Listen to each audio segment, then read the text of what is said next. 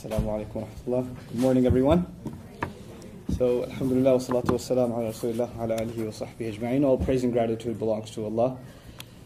And we send praise and peace upon His messenger and His noble companions. I'd like to start today by just giving you some introductory comments so that the groundwork for today's conversation is laid. By profession, as was mentioned, I am a teacher, and I consider the primary difference between a teacher and a speaker the following. A teacher likes to engage in conversation, while a speaker may be very professional at putting people to sleep.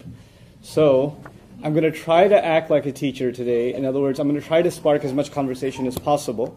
There are quite a few ideas I do want to share with all of you today, and maybe perhaps present a perspective that you may not have heard before. And that's really going to be the core of my attempt. Stuff that you could have read in a textbook or Googled and things like that, I'll probably go through it kind of quickly. And things that I think are unique perspectives that you might not get a chance to hear unless you come to a place like this, those are the things I'm going to try to highlight more so. Okay. Now, you may have questions, and I'm sure you do, that have nothing to do with what I talk about, and that's absolutely fine. And you may have already come here with a bunch of questions of your own. And I do encourage those kinds of questions, but I'd like to keep at least this conversation focused to what I'm sort of dictating. And in our breaks, in our breakout sessions, and especially the dedicated QA session, feel free to ask whatever you like. I don't claim to have the answer to any of your questions. What I can say is, hopefully I do have some, I can point you in the right direction for some of them, and perhaps if I can answer them, I will myself. Okay, so that's basically a little bit of an introductory orientation. Now let's talk about what my subject matter today is going to be. Basically, in this hour or less in this conversation, I have to share with you what Islam is about, and how to think about Islam. And what I'd ask all of you to do is to put your preconceived notions, and all of us have them, about everything, aside. Just pretend that you're like it was attempted that we're on a flight or something. Where you're sitting on a plane, next to you this guy, and you look at his like Abe Lincoln beard and you say, hey, so what's that about? And it's not Halloween, so what is that real? And then you say, and I say, okay, well, I'm Muslim. What's that? Never heard of it. Apparently you don't have CNN, but still. So we're having that kind of a conversation. Let me just tell you some stuff about Islam, okay? And if somebody wants to know about Islam, the first thing they want to know about, or they should know about from a Muslim perspective, what's the priority? Well, what's our faith? And our faith starts with faith in God. So I'll talk a little bit about faith in God Himself and what Muslims believe about God. The term God, the closest thing to it in the Arabic language is the word ilah. That's a sacred term. It's used in the declaration of Muslim faith.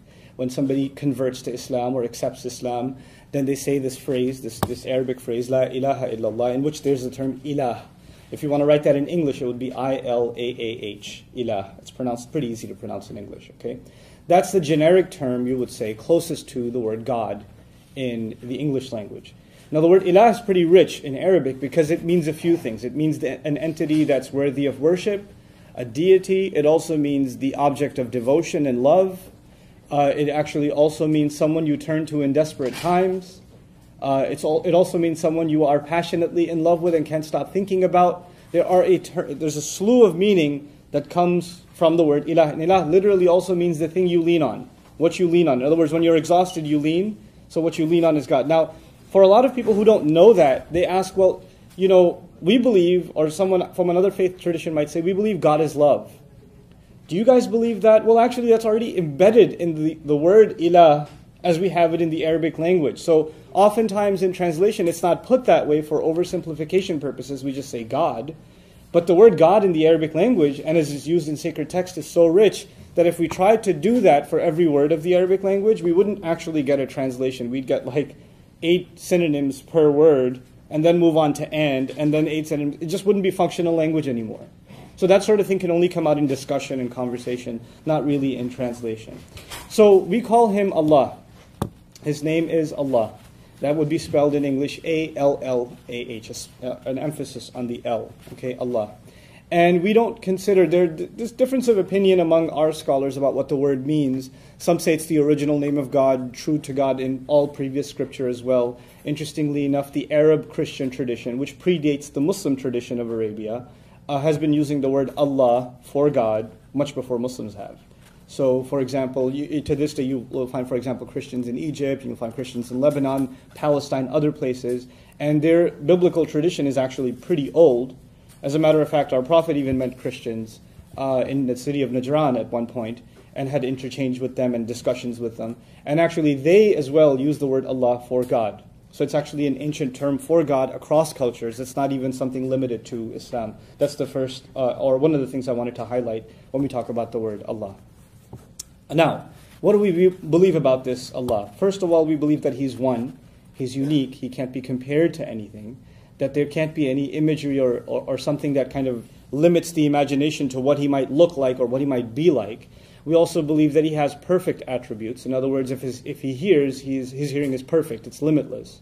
It's infinite, and it has no beginning and no end. His vision is the same. His wisdom is the same. His knowledge is the same. His power is the same. His mercy is the same. His love is the same. So we attribute three things to every quality of God. So I'd like to highlight those three things so everybody's clear about them. The first of them is that they have no beginning and no end. That God's, like my hearing has a beginning and an end, but God's doesn't. Allah's doesn't. It has no beginning and no end. The second of them is that it's infinite. That mine, for instance, if someone's talking on the other side of this wall, I can't hear, but God's is infinite. It's not, Allah's is infinite, it's unlimited. And the third is that mine, my hearing or my seeing or any of my attributes for that matter, are granted. In other words, I don't own my hearing, it was given to me. It was a gift granted. My seeing was a gift granted. But His is His own originally. In other words, all other things are granted their qualities from Him. They are a grant from Him, but His are actually originally His own. So just to see if you're still awake out there somewhere in the wilderness, what are those three things that make God's qualities unique? No beginning, no end. Good, that's one. I'll wait. I'll make this awkward. I love making things awkward. This is what I do. Huh? It's infinite. It's infinite, sure. Third? It's originally His own, it's granted. Yep, originally His own. Originally His own, not given to Him by anyone else, right? So this solves a big theological problem for Muslims because we say things like a teacher is wise, and we also say God is wise. We say something like, a mother is loving. We also say God is loving. We will say things like, this car is powerful. We'll use the same attribute, powerful, for God. God is powerful. Well, how do we distinguish? Because the language, unfortunately, shares the word with us, with creation, and with God. Well, you keep these three distinctions in mind, and you won't fall into trouble. And what do I mean by falling into trouble is my next point. In any of these attributes of God, first of all, His oneness, His uniqueness, and in any of His other attributes, if the Muslim says that I attribute that sort of perfection in any way to anything else, then I'm committing the highest crime there is, blasphemy. That to the Muslim is blasphemous. You don't attribute that sort of perfection and that sort of limitless power in any way, shape, or form to anybody else except Allah Himself. No one else gets that. Everyone else, that, for example, life, the living. So God's life is infinite, it has no beginning and no end, and it's His own. My life, however, is finite, it has a beginning and an end, and as a matter of fact, it was given to me. Right? So if I attribute eternal life to someone else, that has no beginning and no end, or something like that, then I've considered the act of blasphemy. Now, we don't use the word blasphemy in Muslim tradition much. Even Muslims from different cultures use the same Arabic word. And that's another tangential point, but only 18% of Muslims on the planet are Arabs. 82% or more, roughly, are non-Arabs. So this is a religion that spans Europe, Southeast Asia, Asia, the Africas. Obviously, there's a significant population in the West, here in the United States, also Australia. There's about 1 million Muslims in Australia. It's a global phenomenon. And it's not even an ethnic phenomenon. It's not limited to one ethnicity. And for many, many, many centuries, well over a millennium, the majority has been non-Arab. So even though it started in Arabia, the majority of the people that carry the religion, with no political ties to Arabia even, have actually been non-Arabs. Okay? So this act of blasphemy, of attributing something that equates something else to God, is called shirk. I'll spell that out for you too, S-H-I-R-K. So nothing worse for a Muslim, from his faith perspective, nothing worse than shirk. S-H-I-R-K. Sounds like Shrek, so that's easy to remember, right? Nothing worse than Shrek for Muslims. That'd be confusing. But anyway, so that's the first thing about God. His perfection in every possible way, and how we're not supposed to be doing shirk. But that still doesn't answer a very important question. What do Muslims think God wants from them? What do they think God wants? What's their purpose in life? Why do you put them here on the earth? What are they doing here? So a few things that I want to highlight that, again, I think are unique perspectives. Some of these things you might already know, some you may not. So I'm going to just kind of bullet list them, and so you have kind of a concise view of how we see things in our faith tradition as far as our relationship with God is concerned. The first of them is our purpose in life. Our purpose in life is to find God in ourselves and to engage in a continuous struggle to submit to His will, to accept the fact that we were brought on this earth, and the greatest joy we will ever find is to actually be in servitude to Him. If we can find that willingly ourselves, then we have found our purpose in life. Willing, consensual servitude to God in any respect He wants. Now, when we say someone completely submits to someone else, or someone's completely under somebody else's will, then in the social sense, we actually consider that a form of slavery. In any other context, to take God out of the picture, when someone is in complete submission to somebody else's will, they do what somebody else says regardless of what area of life. In our jobs, there's at least a job description, right? So if you're an accountant, sorry to pick on accountants, then you're only working a certain number of hours, and you're not going to be asked to mop the floor unless the economy is really bad. You're going to be, there's a particular set of things you're supposed to do. Beyond that, if you're told to do them, you say, oh, that's not my job. I'm just an accountant, right? But when you're in absolute submission to another entity's will, in other words, you're in slavery, well, a slave owner can turn to the slave and say what? Mop the floor, do the accounting, wash the windows while you're at it, do my laundry, whatever. He cannot be told, well, that's beyond my job description, right? And obviously, I'm using the term slavery, and it has negative connotations. But I want you to understand something.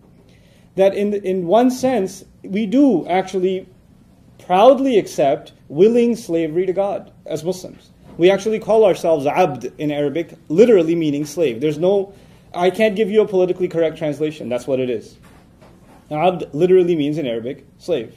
And that is actually the call of God to us, accept yourselves as slaves of mine. Now, the difference, though, is slavery. Let's just compare slavery in every other context and slavery in the Muslim context to God. Slavery is willing or unwilling. Does someone enter into slavery willingly or unwillingly? Unwillingly. It's never like, hey, I've exhausted all other career paths, so might as well. No, it doesn't work that way. Never has, never will. Islam, our slavery to God is already unique because He's saying, فَمَنْ شَاءَ فَلْيُؤْمِنْ وَمَنْ شَاءَ فَلْيَكْفُرْ. By the way, whenever I quote something in Arabic, I'll translate immediately. Whoever wants, they can come and believe. Whoever wants, they can walk away. It's your choice. So it's already different because it's willing. Second, a slave would have to be a slave in every matter of life, right? Everything he does is up to the master's whim. God basically says, it's very beautiful in Islamic literature, the Quran says, وَعَمِلُوا الصَّالِحَاتِ, which actually says they do the few good things expected of them. In other words, God didn't make a long, endless list of stuff you got to do. There's a very short list of do's and don'ts. Take care of this and you live your life. Take care of this and everything else, you do however you do it. And even those few things, they're actually very, very few. There are very, very few restrictions, and there are very, very few obligations. You meet those, and you're in the clear. Other than that, enjoy life. Do whatever else you want. And even in those few restrictions, what God continuously explains is He only put them there because not putting them there will put you in harm's way. Our scholars traditionally explain God's restrictions like medication for a sick child. Which child? I have 6 kids myself. Yeah, seriously, 6. What child ever likes to take medication? I mean, honestly. But is it necessary? Yeah, and it's painful sometimes too. And the mother is forcing cough medicine down her son's throat, and he's yelling and screaming, and he's saying, I hate you, Mom, I can't believe you're doing this to me, why would you do this to me, etc. But at the end of all of it, that is an act of love from a mother.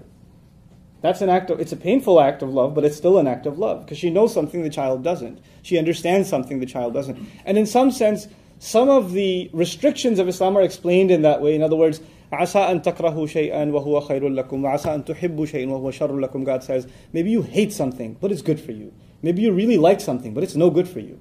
وَاللَّهُ يَعْلَمُ وَأَنْتُمْ لَا تَعْلَمُونَ. Allah knows and you don't. Just trust me. So it's not a long list of prohibitions, it's a short list, and outside of that, you're free to live your life. Now, so that's the first thing. The second thing about us and God is that He created two lives for us. There are two lives. There's a life of this world, and there's a life in the afterlife. We believe in an afterlife, heaven and hell, day of judgment. All of our deeds will be presented before God, and people are going to be begging for God's forgiveness. And nobody's actually making it to heaven in Muslim creed unless through God's love and forgiveness. Our deeds alone aren't enough. That's unanimous Muslim creed. Nobody disagrees with this point. The Prophet was explicit in saying this. In other words, we can do all the good we want in the world, it's still not enough.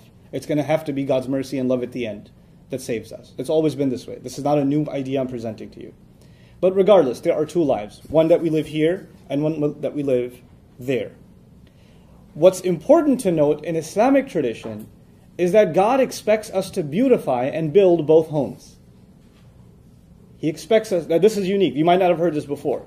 God actually expects us to build both homes. As a matter of fact, like yesterday's Friday sermon that I had to do in Plano, I was explaining one singular verse of the Quran in which the terminology uses وَاسْتَعْمَرَكُمْ فِيهَا. He wanted you to build on the earth.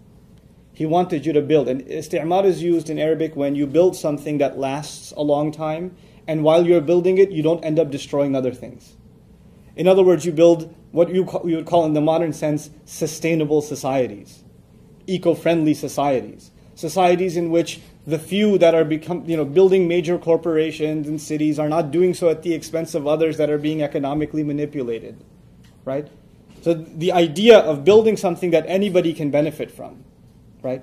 And so God goes out of His way in the Quran on countless occasions. It's really hard to put a count on this, to describe how beautiful the earth is, to describe how gorgeous mountains are, what a joy rivers are, what a great thing even, the desert Arabs didn't have a lot of that stuff. So he'd even talk about camels and how awesome they are.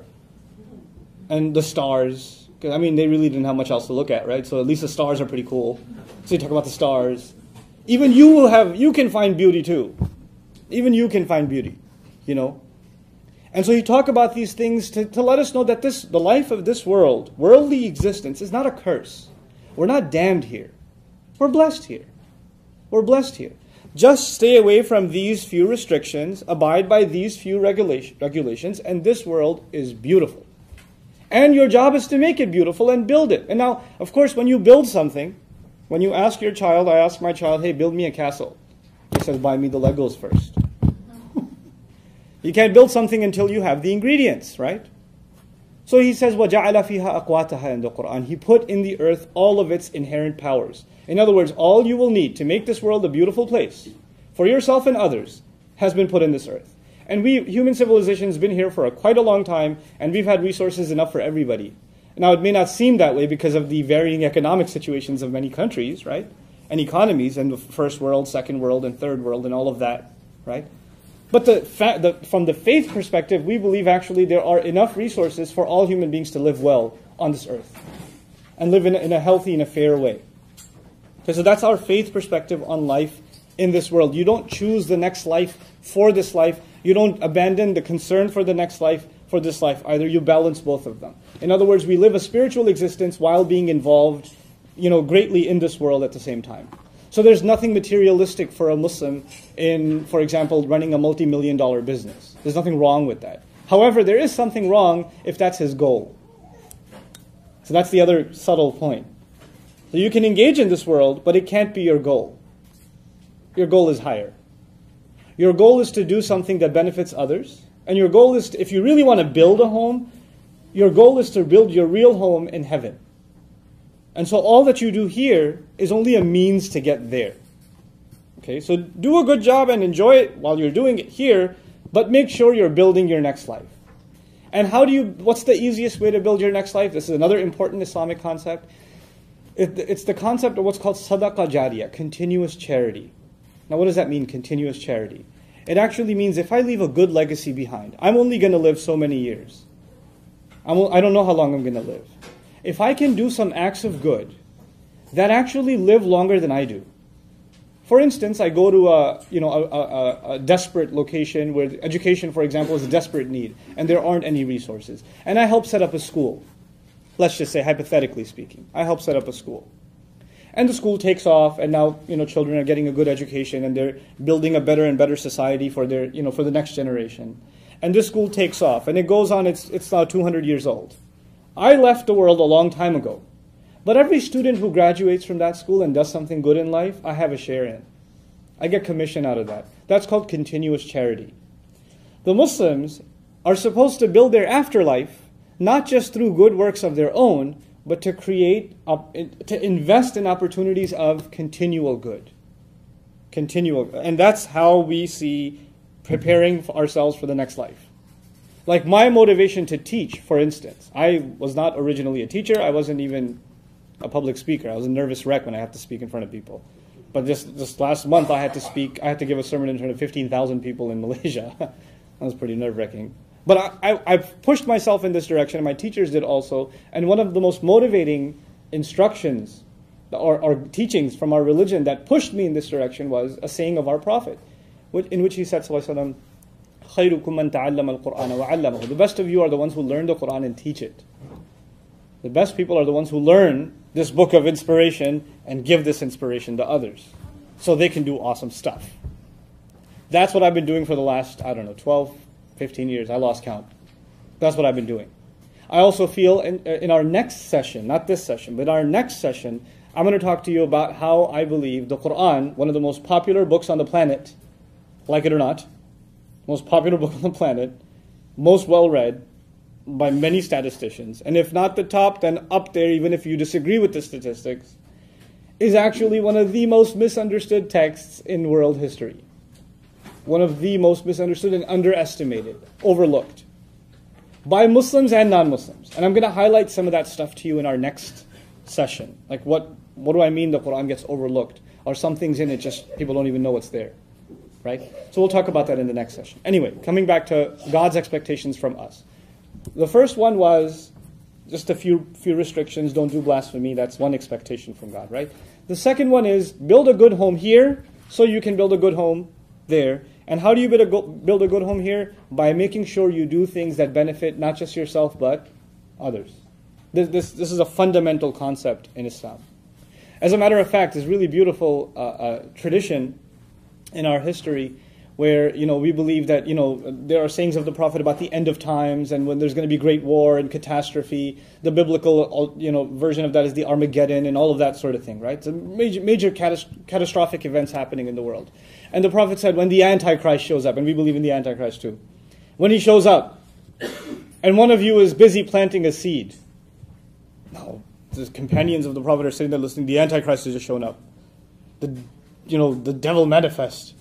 It's come out. Great war is coming. And you were just busy in your backyard doing what? Planting a seed. What should you do? Drop it and run? He goes, no, finish planting the seed.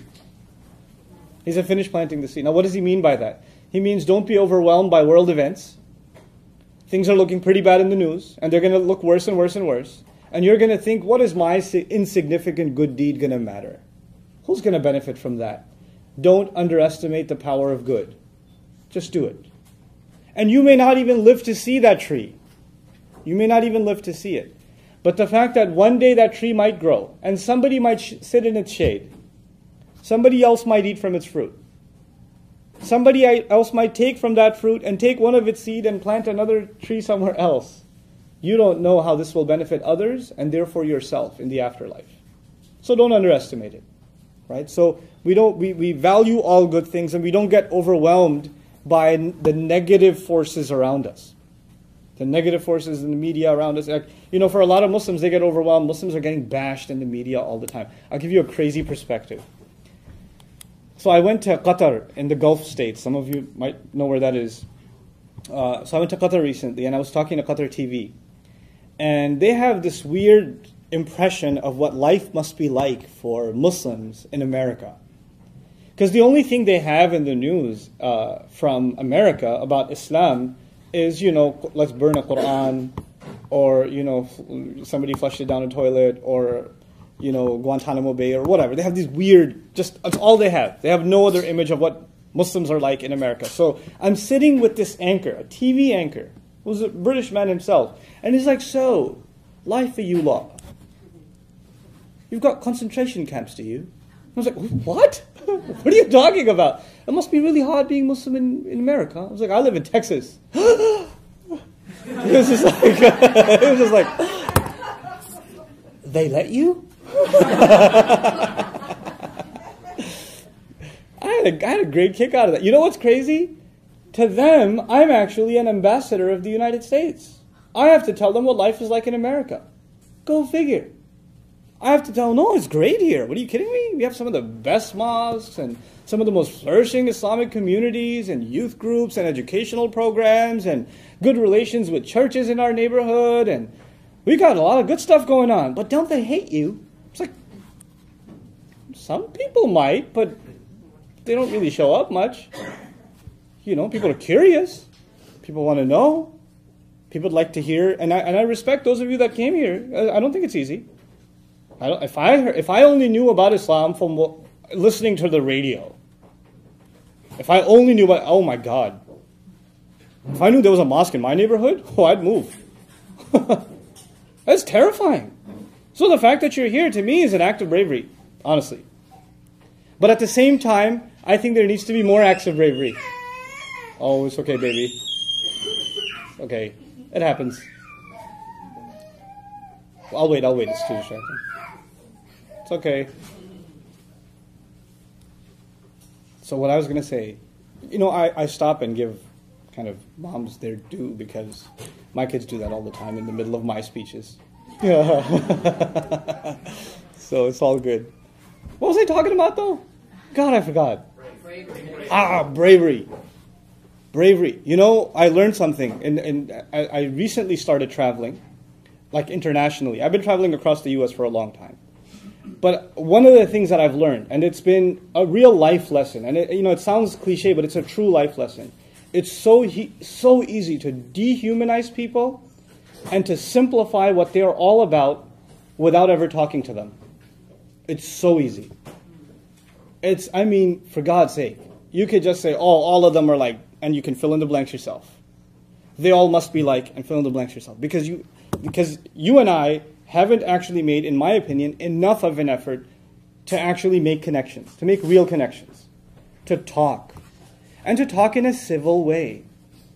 You know what? A lot of times what you see on talk radio, or what you listen or hear on talk radio or see on TV, that's not how normal people talk. That kind of overly aggressive, I'm going to shove this in your face, I'm going to put you down, I'm going to show people how evil you are. That's not how normal people engage in conversation. So a lot of times we hear so much of that, we figure the only time we're going to talk to the other is we're going to talk in that way. Right? That's not healthy. It's not normal. You know? We want to be able to have normal conversations. And we should be able to have perfectly fine disagreements. I'll tell you a really cool story from last week. A person I don't know came to me from McKinney. You guys know where McKinney is?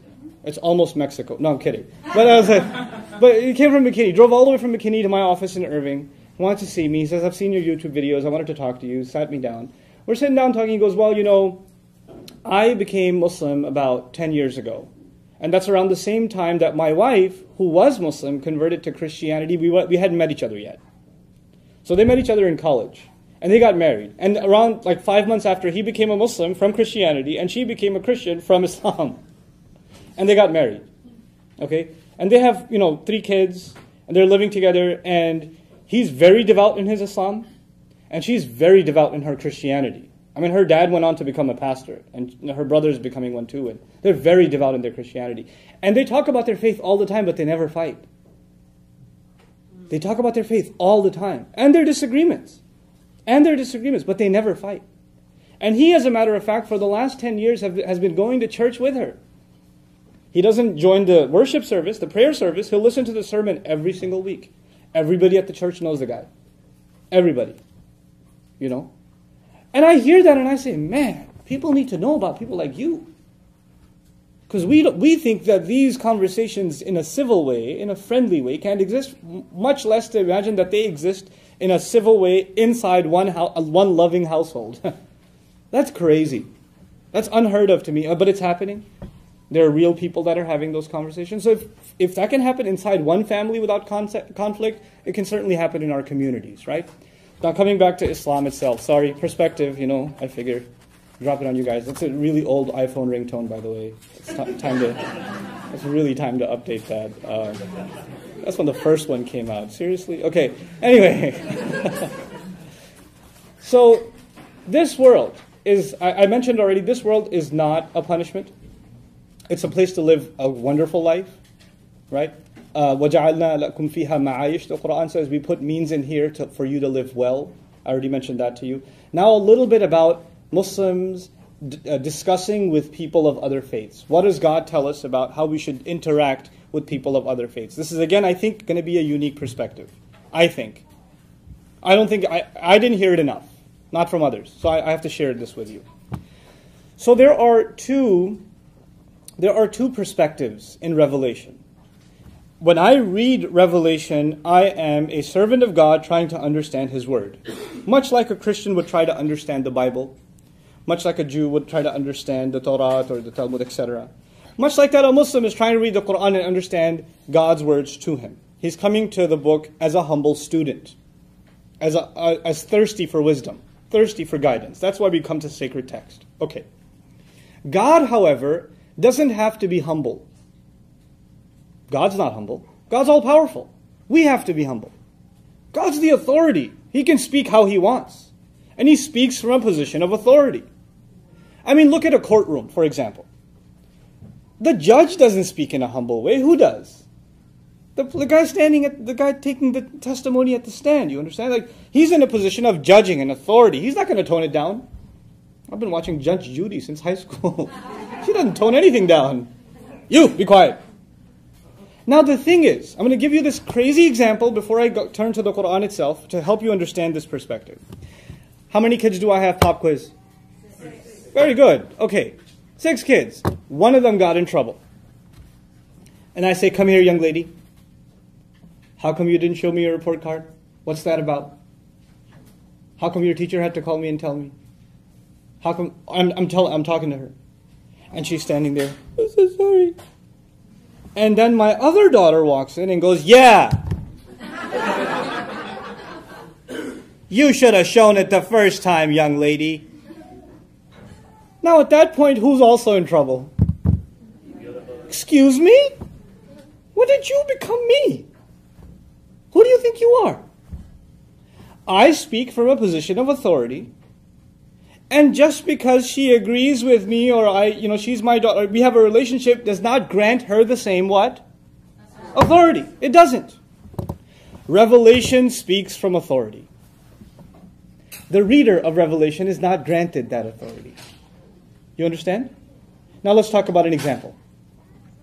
God in the Quran finds, for instance, and I'm not going to wash it down for you, I'm just going to tell you like it is. God in the Quran, for instance, teaches Muslims that attributing a son to God it angers Him. It's beneath Him. That having a child is a quality of creation, and those who say it are engaged in blasphemy. Oh my God, if I tell that to a Christian friend. It's in the Quran. I can even cite the verses for you, chapter 19, read the ending. Have fun. Now here's the thing. Here's a story from the prophetic times. Just to put things in perspective. A group of Christians heard that a man in Arabia is claiming to be a prophet. Claims that the angel Gabriel came and gave him revelation. And it confirms previous scripture that was given to Moses and Jesus. And talks about all previous prophets that of notice. And especially Arab prophets that aren't even mentioned in the Bible. And says that it's a confirmation of all previous scripture, and he's claiming that this revelation, for all those who have previous scripture, will find confirmation of their truth in it. So they say, let's check it out. So a group of learned Christians from a place called Najran in Arabia traveled to Medina, where the Prophet was, to meet with him and say, what are you talking about? We're Christians. We believe in revelation. What is this thing you call revelation? Let us see. Now, they didn't have hotels back then. Those are some really squeaky chairs. Hold on, let the who squeaks end and then I'll talk. Because this is a fun story, I don't want you to be distracted. Okay. So these Christians came, and they want to engage the Prophet and his claims in dialogue. They didn't have hotels back then. Guess where they stayed for the few weeks that they were in Medina? In the mosque. They were kept in the mosque. They were guests of the mosque. And they were to pray. because these are obviously people of religion, people of faith. So on a daily basis, they are going to engage in their Christian acts of worship. Guess where they prayed? In the mosque. By the Prophet's dictate. And guess who they prayed to? Jesus. Openly. Out loud. The companions of the Prophet hearing Jesus being prayed to where? Inside the mosque. Inside the mosque. And the revelation itself says that when anyone says, Ar-Rahman, the most loving, merciful, took a son, the heavens shake. That's how offensive God describes it in the Quran. But that's God's perspective. And the Prophet and the companions are just human beings. His wrath cannot turn into what? Our wrath. We still have to deal with our neighbor with love. And what they believe that's between them and God, not between them and us. So God can pass judgments, and He has the power to. He passes judgments in all revelation. Sure. You can disagree with those judgments, and they may be up to discussion. But the fact that we don't have the authority to take that rage and convert it into ours, that's important.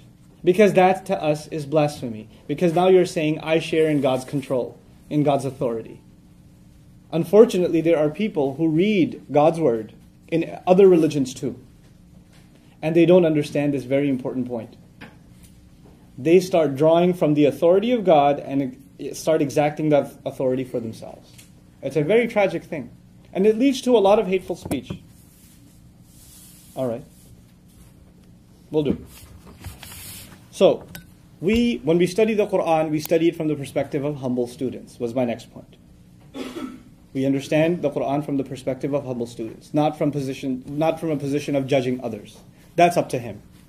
Let His revelation judge, between you and Him, you work that out. That's not my domain. That's not what I'm there for. Does Islam preach respect for other faiths? A funeral service was passing by and the Prophet was sitting. It was a Jewish girl who died. He stood up. When he stood up, the companion said, why are you standing? It's a Jewish girl. And he said, is she not a human? And he was teaching them.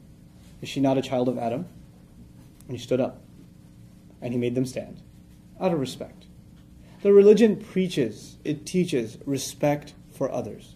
It even teaches respect for people who act ignorantly. Who act or say hateful things. A man shows up to the prophetic mosque. The Prophet's mosque now is one of the most grand structures and most revered, sacred sites for Muslims in the world. At the time the Prophet was still there, a man walks into the mosque, goes in a corner and starts urinating. In his presence. The companions get up and are about to tackle this guy. And he says, wait, let him finish. And the guy finishes. And he's walking away. And he pulled him to the side and said, my dear brother, this place is sacred, we pray here. It would be wise to not do such a thing here in the future. If you could. Nothing else. The guy became Muslim.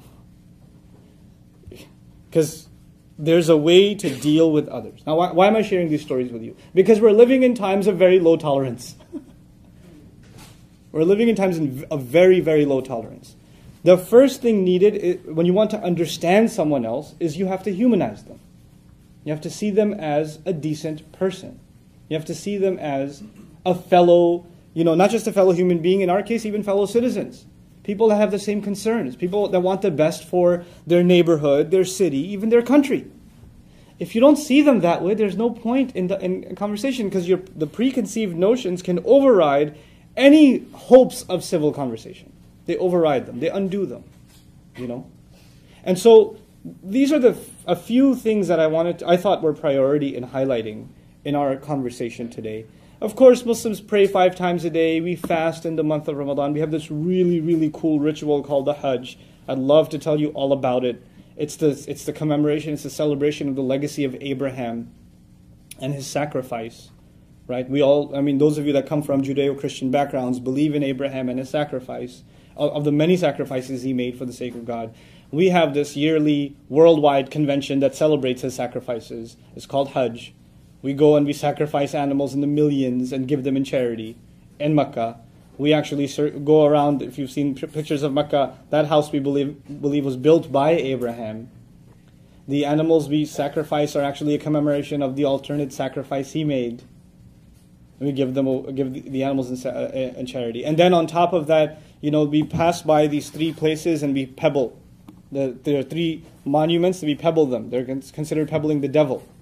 It actually commemorates that when he was taking his son for the sacrifice, the devil came to him 3 times and tried to stop him. And symbolically, he threw pebbles at the devil to shoo it away, because he was going to make a sacrifice for the sake of God. And that's a part of our ritual at Hajj, at that pilgrimage.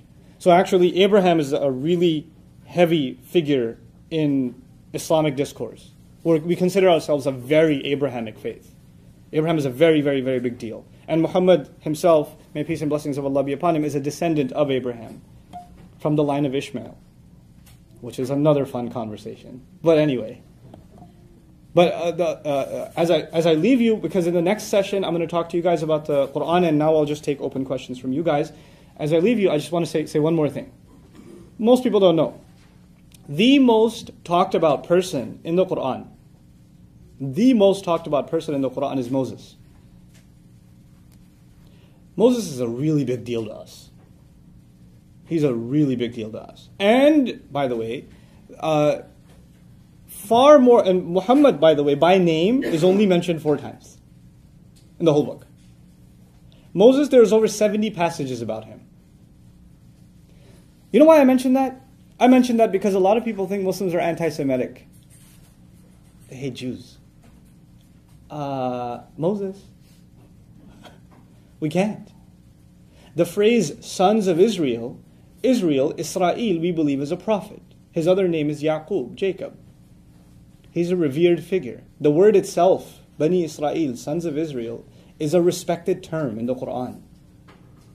He criticizes some among them for their behavior. That doesn't give anybody license to be anti-Semitic.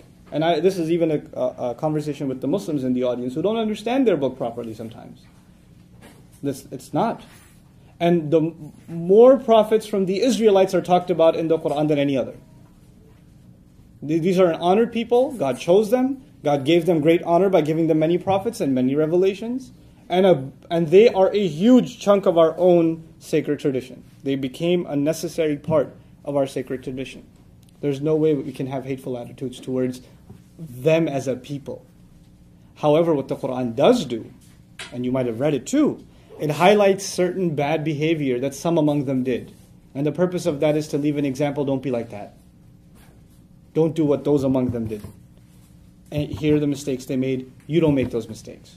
That's the purpose of history in the Quran. Not to incite hate, but actually to teach lessons. Good role models and bad examples. Both.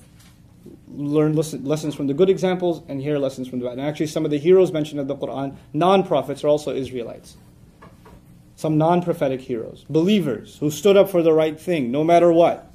And you should learn from them, are actually Jews. They're talked about in the Quran. This is in the text itself. I'm not making this up. I can cite it for you if you're interested in finding out where this stuff is. So that was a little bit of an overview. You are totally free to ask questions. And hopefully they have to do with some things I talked about. But if not, you can just, if you're curious about something else, and you'd like at least my perspective on it, I can share that with you. Yes? Okay, sure.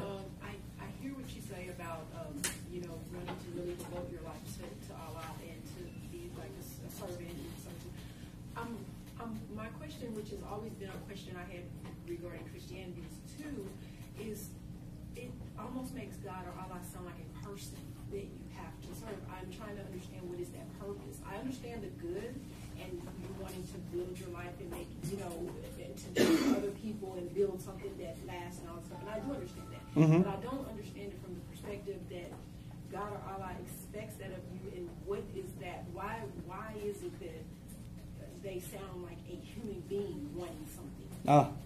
Great question. So her question wasn't very loud, so I'll repeat it.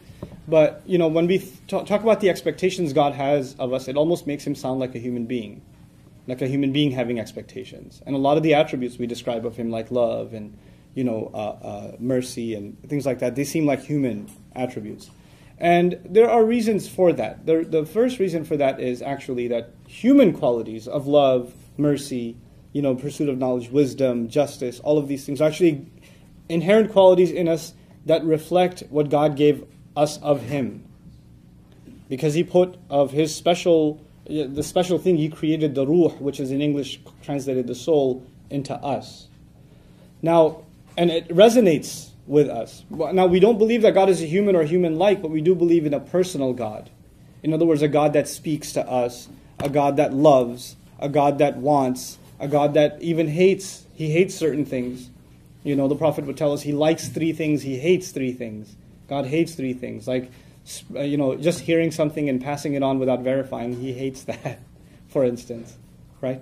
So there is that personal relationship. It's not a philosophical entity of some kind of divine being or unique, powerful being that's machine-like or, you know, apersonal. It is a personal God that, in fact, we believe in. And that personhood of God where he, you know, directly communicates with us and expresses his expectations to us, and even I consider his love to us through his word, it just pours out of the text. It pours out of when he speaks to us directly. And that in the Quran session, I'll share some of that stuff with you. And I think that'll become clearer. Sure? Me? Yeah, you and then you. Yeah. Okay. I was to read, I'll stand up. especially about the word tolerance. And Sure. This is a question consult because I come from a Catholic background. Okay. As a former Catholic, we know that there is a world authority that is called the Pope. Sure. My question, and I will explain why I have a question, is if the Muslim world has a worldwide leader.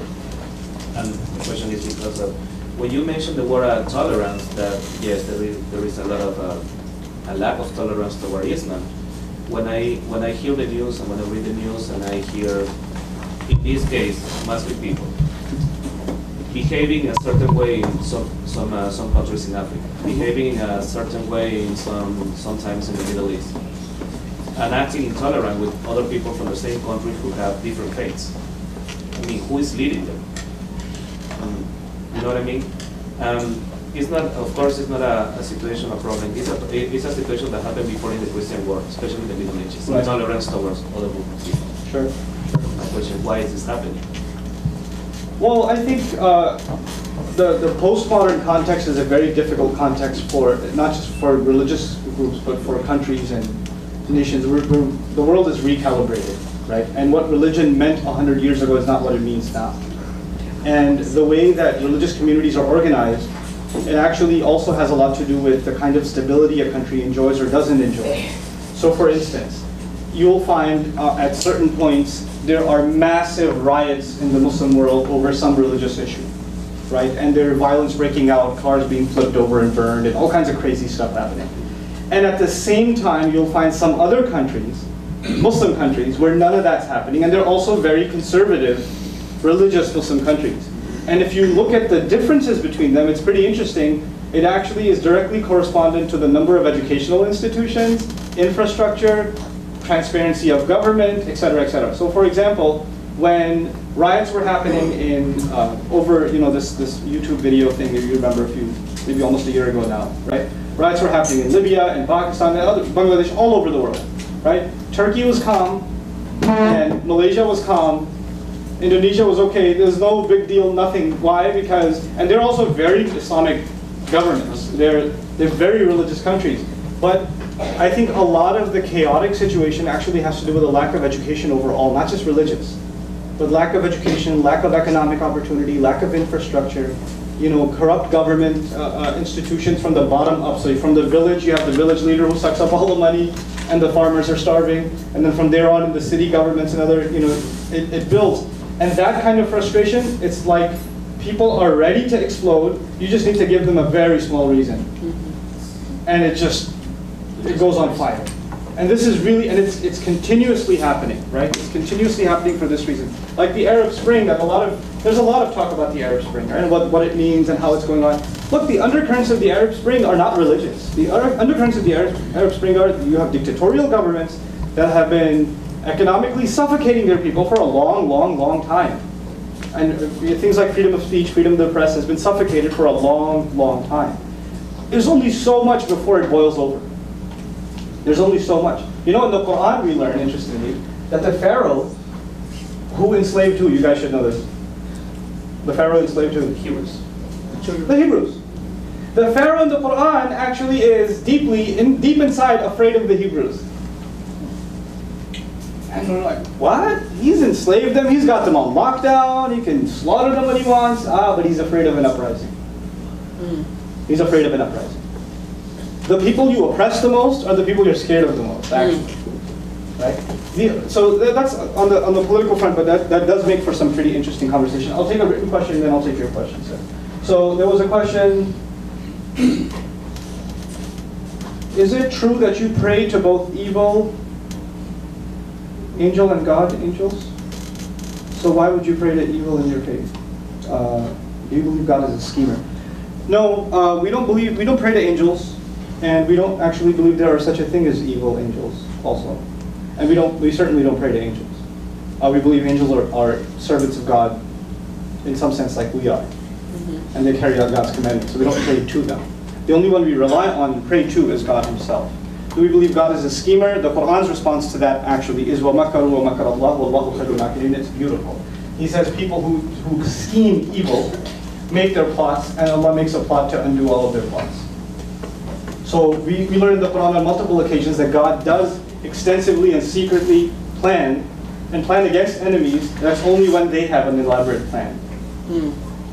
You know, and then at the end of it he says, "Wallahu khairul makirin," and God is the best of all planners. At one time, Jews, Christians, and Muslims lived in peace, harmony as readers from the book. When was this? What happened? Well, it wasn't that long ago. I mean, I had one of my teachers is Palestinian. He comes back and forth from to the U.S. He teaches a little bit and he goes back. He's about 60 years old. So he was living in Jerusalem pre-occupation. So before the occupation, he was living there. And his neighbors were Jewish and Christian. And they got together for tea every morning. Then the bell rang for the church.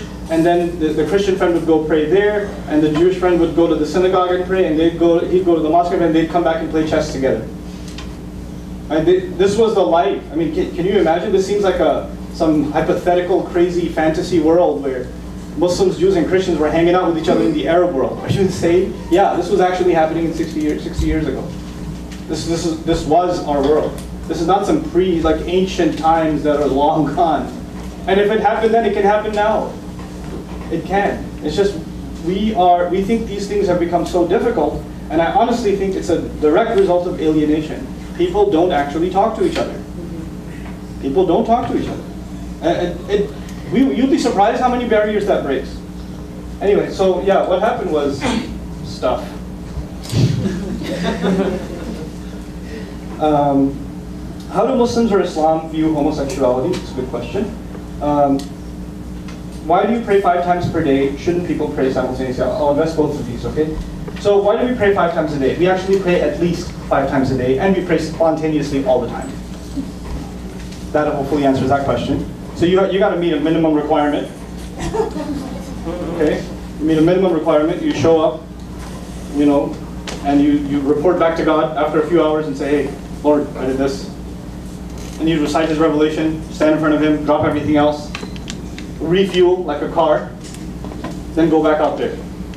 Then engage the world. And a few hours later, come back, talk to Him again, drop everything else, refuel, go do it again. So that's 5 times a day. And we do, as a matter of fact, pray spontaneously all the time. All the time. And on top of the spontaneous prayers, we have even situational prayers. A prayer to enter the mosque, to leave the mosque. A prayer to go into the bathroom to seek refuge from filth. A prayer when you leave the bathroom, to thank God for leaving your body and what would have been harmful to it. Just, we utter words, special words for occasions, just to remind ourselves. They're prophetic prayers for beginning your food and finishing your food, putting clothes on, buying new clothes, entering into a store, walking out of a store, going to work, getting in your car, getting out of your car. They keep coming. So many questions. Okay. So what was the other thing? Homosexuality. Islam gave us the right, Muslims the right, to judge behavior, but not people. Who gets to judge people? Allah does. That's it. Done deal.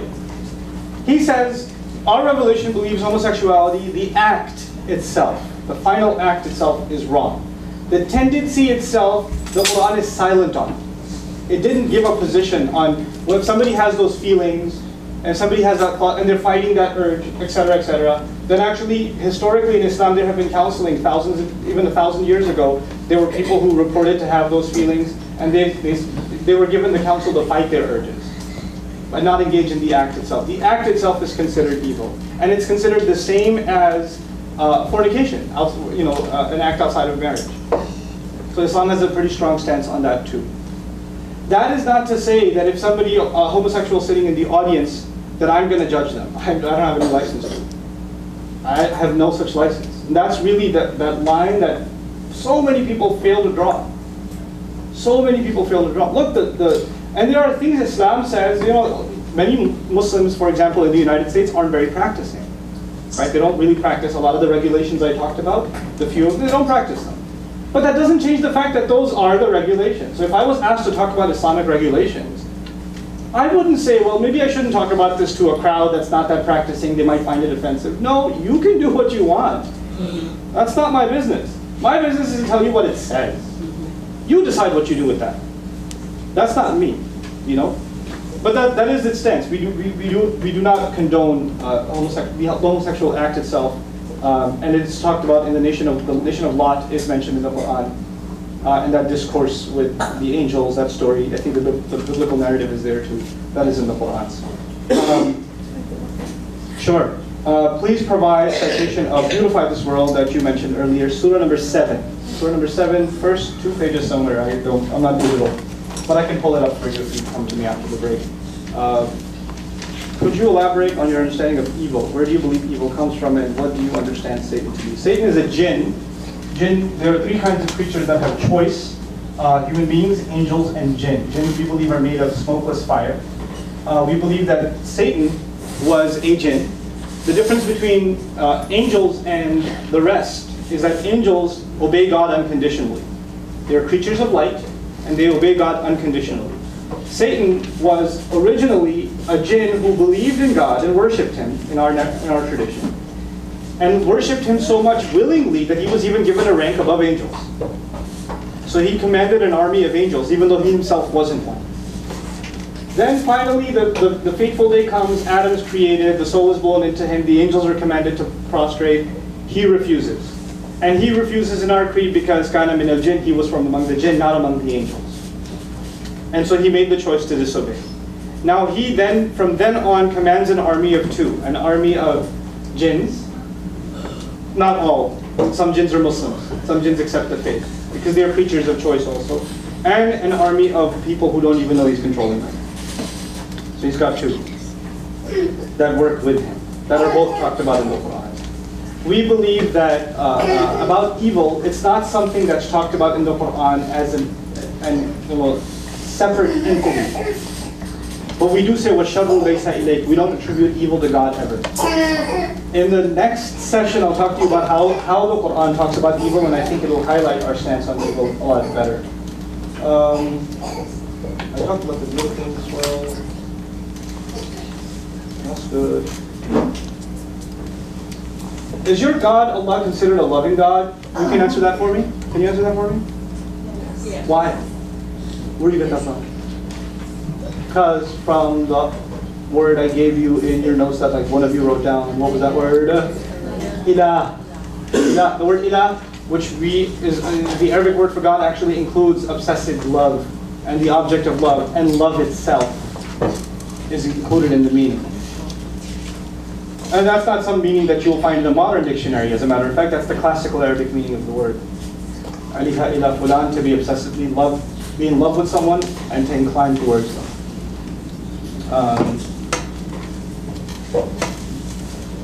Is your God considered a loving God or a mean, angry God, as in he punishes people for their sins?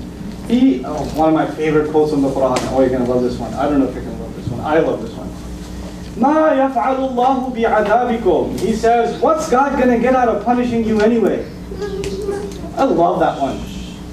Another place he says, إِلَّا مَنْ رَحِمَ رَبُّكَ وَلِذَلِكَ خَلَقَهُم. The ones, except he's talking about, people that were obsessively disobedient and rebellion against him. And he goes, that his justice might come to them, except the ones who he shows love and mercy to. وَلِذَلِكَ خَلَقَهُم means, and that is why he created them to begin with.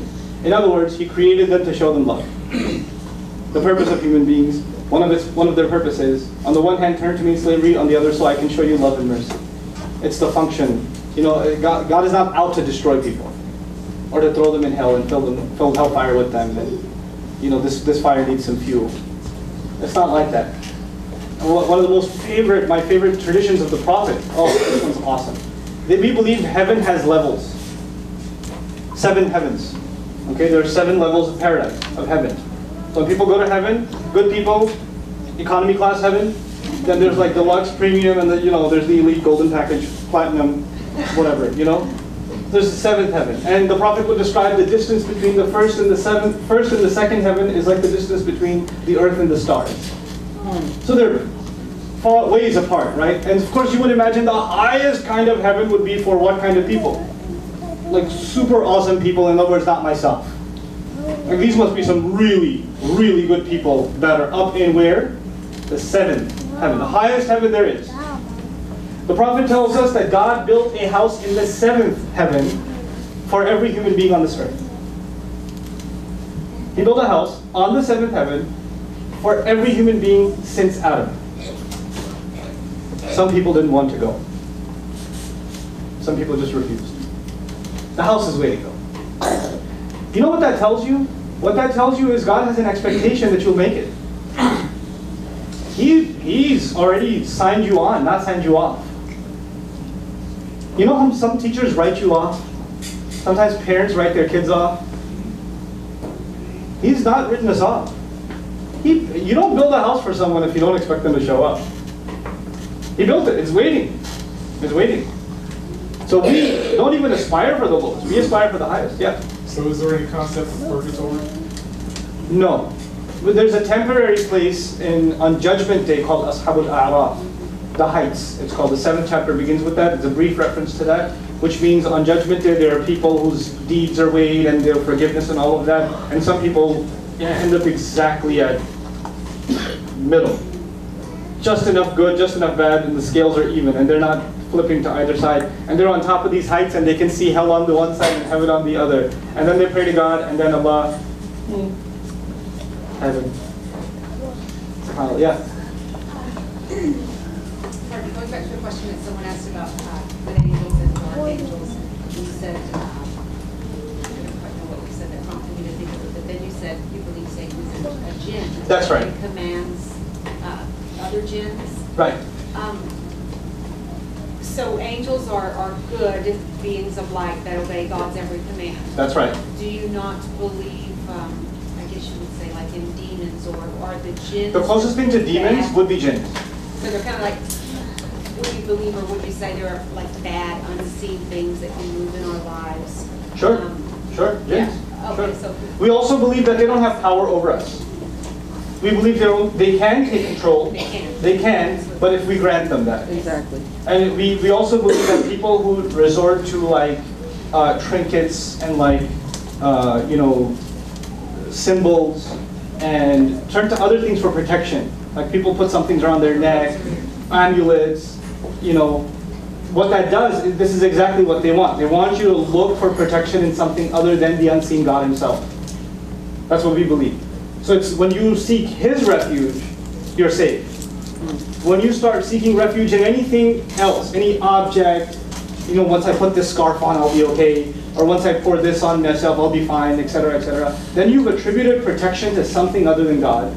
And that's what they wanted to begin with. That's what they wanted, yeah. So I have, in my home above the door, I have a crucifix with the corpus on it. That was my great-grandmother. She was Catholic and she used it. I don't pray to that when I pray, but I mean, I'm not attributing any power to that. It's just a reminder to me. So that goes back to the intention, doesn't it? When something's a reminder, it's just a reminder. When something's there and you look at it and you say, thank God it's there, it's protecting the house, then it's a problem. So it's a matter of, two people could be doing the same exact thing, but their intentions are what changes everything, right? So it's, and our faith, by the way, intentions are everything. إِنَّمَا الْأَعْمَالُ بِالنِّيَّاتِ, the Prophet said. All matters, all things you do are based on the intentions you carry them with. Nothing else has value but the intention behind. And we'll let that be the final word as we break for lunch. Thank you right. so much, Ustaz Nouman.